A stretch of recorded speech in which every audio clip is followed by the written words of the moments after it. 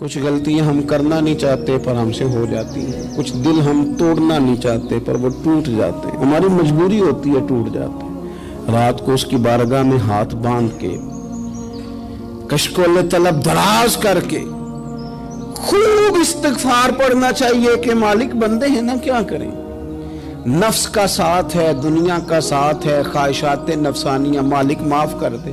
درد سے توبہ، رسم نہ ہو، کہانی نہ ہو، لفظ نہ ہو، جملے نہ ہو، اور جناب ایسے لوگوں کے بیچ بڑے ہاتھ باندھ کے اور بڑا کوئی ضرورت نہیں، آپ اکیلے اپنی چارپائی پہ بستر کے اندر منہ دے کے بھی درد سے کہیں گے نا معاف کر دے تو وہ تو مہربانی بڑا ہے۔ بندہ کوئی ناراض ہو جائے تو ہمیں کو نہیں نیند آتی، اس کے گھر چلے جاتے ہیں۔ ہم اپنے سارے رشتوں کو، تعلقات کو مینٹین کر کے رکھنے کے عادی ہیں۔ ہمیں پتہ ہے کہ وہاں میں نہیں جا سکا تو بیٹا بھیجتا ہوں، فلاں شادی پہ میں نہیں جا سکا تو بھتیجا بھیجتا ہوں، بھائی بھیجتا ہوں، ہر تعلق کا ہم نے خیال رکھا کوئی روٹھ نہ جائے۔ لیکن کمال ہے نا، یہ نہیں سوچا کہ اگر رب روٹھ گیا تو جب وہ روٹھ جائے نا تو سارے رشتے بھی بندے کے پاس موجود ہوں تو کوئی کرامت نہیں ہوتا، پھر کروڑوں روپیہ جیب میں ہوں تو ڈاکٹروں کی دوائیاں اثر نہیں کرتی۔ وہ روٹھ جائے تو پھر انسان اس طرح سے پھسلتا ہے کہ بڑے بڑے اس کے پاس دروازے ہوتے ہیں پر کسی جگہ اس کا ہاتھ نہیں لگتا۔ خدا را خیال کریں، دنیا روٹتی ہے تو روٹ جائے، رب رسول ناراض نہ ہونے پائیں، اس کا خیال کریں۔ حضور فرماتے ہیں مسکراتا ہے، اسے خوشی ہوتی ہے جب کوئی اس کا بندہ اس کی طرف رجوع کرتا ہے۔ آپ دیکھیں نا، سارے ڈاکٹروں نے کہہ دیا کہ اس کے تو گردے، معدہ، جگر ہر چیز ختم ہے، گھر لے جاؤ، خدمت کرو، ہر طرف پریشانی ہے۔ وہ بندہ بھی سمجھ گیا ہے کہ آخری وقت آ گیا، کل جاؤں پرسوں جاؤں، تیاری ہو گئی، سب لوگ آ گئے، باہر والے بھی آ گئے، یہ ماحول ایک عجیب رنگ اختیار کر گیا۔ اچانک ایک ڈاکٹر نے آ کے کہا نہیں نہیں غلطی لگ گئی تھی۔ مجھے بتائیے انداز کیا ہوتا ہے؟ بغیر دوائی کے بندہ اٹھ کے کھڑا نہیں ہو جاتا، او میں تو بچ گیا ہوں۔ میرے نبی پاک صلی اللہ علیہ وسلم مثال دیتے ہیں، فرمایا ایک آدمی صحرا میں جا رہا، صحابہ سے حضور خطاب کر رہے ہیں، فرمایا ایک آدمی صحرا میں جا رہا تھا، اس نے اپنی اونٹنی پہ کھانا، پانی، پیسے، ہر چیز رکھی ہوئی تھی۔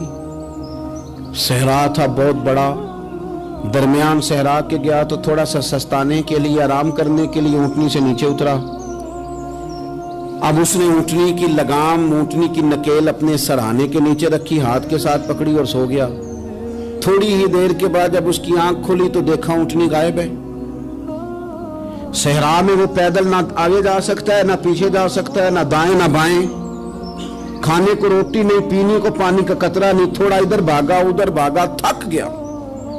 کریم محبوب فرماتے ہیں وہ پوری طرح نڈھال ہو گیا اور مایوس ہو گیا، معاذ اللہ، مایوس ہو کے دوبارہ اسی جگہ آ کے لیٹ گیا جہاں پہلے لیٹا تھا، انتظار کرنے لگا کہ اب موت ہی آئے گی، آخری وقت ہے، اب نہ میں پیدل یہ صحرا کراس کر سکتا ہوں، نہ پیچھے جا سکتا ہوں، نہ کھانا ہے نہ پانی ہے، سوائے موت کے کوئی سہارا نہیں۔ حضور فرماتے ہیں وہ رستے میں دوبارہ لیٹ گیا، اچانک اس نے رخ بدلا تو اونٹنی سامنے کھڑی تھی۔ حضور نے صحابہ سے پوچھا بتاؤ نا اسے بھلا کتنی کو خوشی ہوگی؟ یا رسول اللہ جسے نئی زندگی مل گئی ہے۔ نبی پاک صلی اللہ علیہ وسلم فرمانے لگے اس کی اونٹنی مل گئی، بتاؤ بھلا اسے کتنی خوشی ہوگی؟ یا رسول اللہ وہ تو دوبارہ دنیا میں آ گیا۔ حضور فرمانے لگے اسے کچھ بھی خوشی نہیں ہوئی۔ جب کوئی رب کا گناہگار بندہ آ کے توبہ کرتا ہے، رب کو اس سے کئی گنا زیادہ خوشی ہوتی ہے۔ میرا بندہ آ گیا ہے، میرا بندہ آ گیا ہے، میرے گھر آ گیا، اس نے آنسو بہائے ہیں، اس نے کہا اللہ میں تیرا ہی ہوں، تیرا ہی رزق کھاتا ہوں، تیری ہی زمین پہ رہتا ہوں، تیرے نام سے میری سانسیں چلتی ہیں۔ وہ آ گیا، فرمایا اس اونٹنی والے سے زیادہ رب کو خوشی ہوتی ہے جب گناہگار آ کے توبہ کرتے۔ گناہگاروں کے آنسو اس کی بارگاہ میں بڑے مقبول ہیں، لیکن ہم رسم ادا کرتے ہیں، توبہ نہیں کرتے۔ ہم اپنے آپ کے ساتھ دھوکہ کرتے ہیں، جھوٹ بولتے ہیں۔ ہم نہ گناہگاروں پر بھی فتویٰ دینے میں جلدی کرتے ہیں اور نیکی پر بشارت دینے میں بھی جلدی کرتے ہیں، حالانکہ یہ ہماری ذمہ داری نہیں۔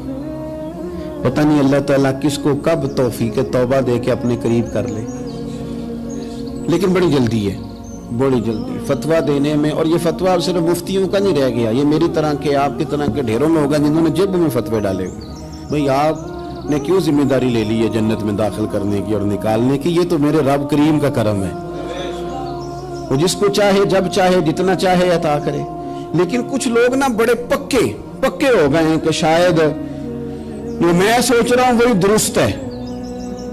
कभी कभी कुछ चीजें अजीब भी होती हैं, लिहाजा खुदा की रहमत पर भरोसा करके बात करनी चाहिए।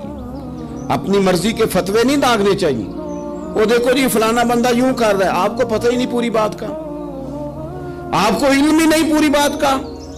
हजरत बाउलक नक्शबंद बुखारी रहमतुल्लाह अलैह फरमाते, मैं हज करने गया तो वहां मैंने एक आदमी को करोड़ों का कारोबार करते देखा, तो मेरे दिल में ख्याल है यहां भी अल्लाह अल्लाह करनी चाहिए थी, दुनियादारी कर रहा है। लेकिन फरमाते हैं हज से फारिग हुए तो मैंने देखा वही बंदा सारा कुछ रब की बारगाह में खैरात कर रहा है, और सैकड़ों गरीब हाजी हैं जिनको पूरे पूरे खर्चे दे रहा है। तो मैंने वही अपनी सोच से तौबा की कि मैं कहाँ था। बड़ी जल्दी खड़े ना हो जाएं। हजरत हसन बसरी रहमतुल्लाह ताला अलैह इरशाद फरमाते हैं कि मैं दरिया के किनारे गया तो वहां मैंने एक शख्स को देखा, वो अपनी एक खातून की गोद में सर रख के बैठा और करीब एक बोतल भी पड़ी है। मेरे दिल में माज़ अल्लाह ख्याल आया कि देखो किस अंदाज में एक औरत के साथ ये है और पास बोतल भी पड़ी है, जाने शराब है। कहते मैं सोच ही रहा था कि अचानक की कश्ती आ रही थी दरिया में, वो हिचको लेखा है, कश्ती में 4-5 लोग थे, वो दरिया में डूबने लगे। वो आदमी तेजी से उठा, दरिया में छलांग लगाई, पहले एक को निकाला, फिर दूसरा निकाला, फिर तीसरा निकाला, एक बंदा रह गया। कहने लगा हुजूर मुझे तो आपने गुनहगार समझा है, मैं तो बड़े गलत अंदाज में यहाँ बैठा हूँ, आपने जो सोचा चलेंगे चौथा बंदा आप निकालना है। करे ना ये काम, करे ना ये काम, बड़े भोले भाले बड़े अल्लाह वाले, रियाज आपको बस हम ही जानते हैं, इतनी जल्दी फतवा। हजरत हसन बसरी फरमाते हैं मैं पशेमान हुआ, मैंने कहा मुझे तैरना नहीं आता, तो देर ना कर, चौथा डूब ना जाए। फिर तो उसने छलांग लगाई, चौथा भी निकाल लाया और कहने लगे हजरत आपने जल्दी की सोचने में, ये बीबी मेरी माँ है और ये सिरके की बोतल है। हम माँ बेटे का ये मशगला है कि ये वो जगह है जहाँ आके लोग मुसाफिर उतरते हैं और यहाँ से किसी का घर 100 मील है, किसी का 200 मील है।